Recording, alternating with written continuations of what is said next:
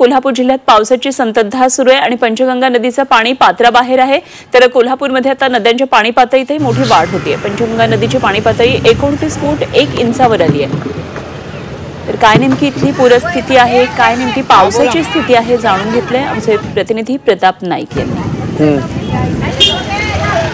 कोल्हापूर जिल्ह्याच्या पश्चिम भागात मुसळधार पाऊस सुरू आहे। त्याचा परिणाम म्हणून आपण बघू शकतो की नद्यांच्या पाणी पातळीत मोठी वाढ झालेली आहे।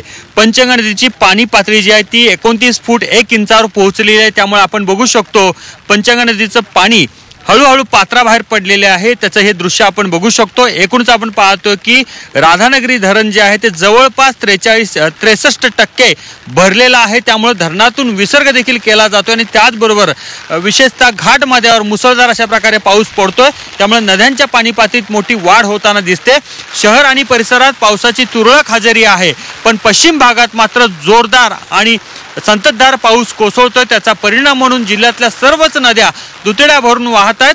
सध्याच्या घडीला आपण ही दृश्य बघू शकतो, त्याच्यामध्ये पंचगंगा नदीचं पाणी पात्राबाहेर पडलेलं आहे हे दिसून येतंय आपल्याला। एकूणच आपण पाहतो की जिल्ह्याच्या सर्वच तालुक्यांमध्ये अतिवृष्टी सदृश्य पाऊस पडतोय। त्यामुळे नद्यांच्या पाणी पातळीत वाढ होऊन या ठिकाणी पूर परिस्थिती निर्माण होते की काय अशा प्रकारची एकूण शक्यता दिसून येते। एकूणच आपण पाहतो की जिल्हा प्रशासन पूर्णतः सतर्क आहे आणि त्याचबरोबर आपण पाहतो की ज्या वेळेला धरणातून पाणी सोडलेलं आहे त्या वेळेला नदीकाठच्या गावांना सतर्क राहण्याच्या सूचना प्रशासनाने दिलेल्या आहेत। कॅमेरामन मिथुन प्रताप नाईक, झी 24 तास, कोल्हापूर।